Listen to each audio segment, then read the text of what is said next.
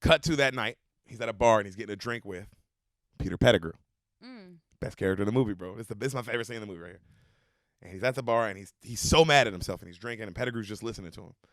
And he's like, man, I'm so, for what he did to Jennifer Aniston and what he did to his old bandmates, how he owes them the biggest apology of all time. Like, he understands now how much of an asshole he was to them. Yeah. What he did. And Pettigrew goes, well, that's life, mate.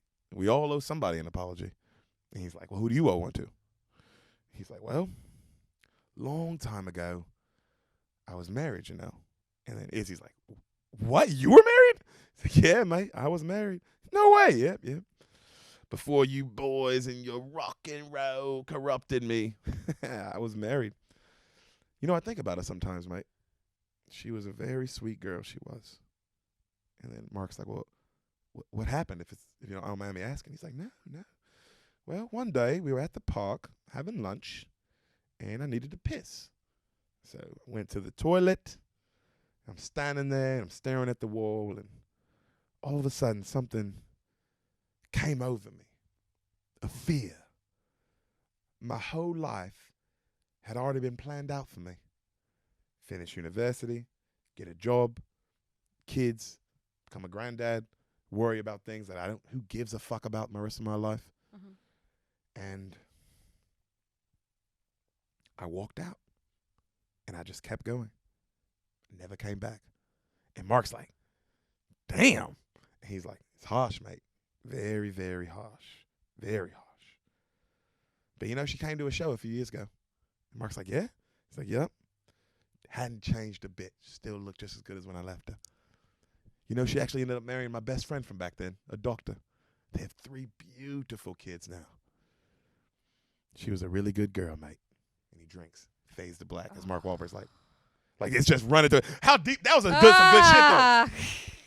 I thought that was some good shit.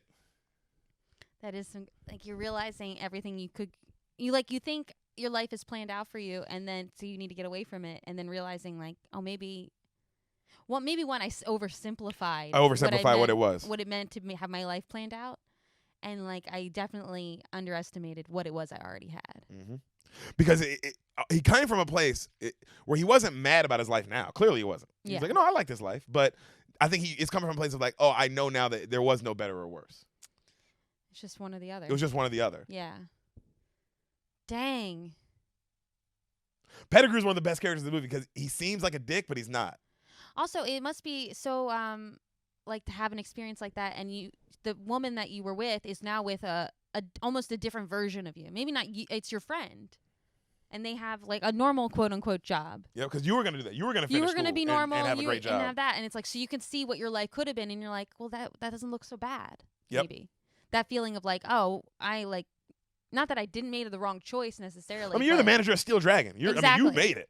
But it's I wouldn't have been unhappy if I'd stayed where I was. Maybe I'd be the exact same happy I am now. Maybe I'd be exactly the same. Yeah. Because I'm not that happy now.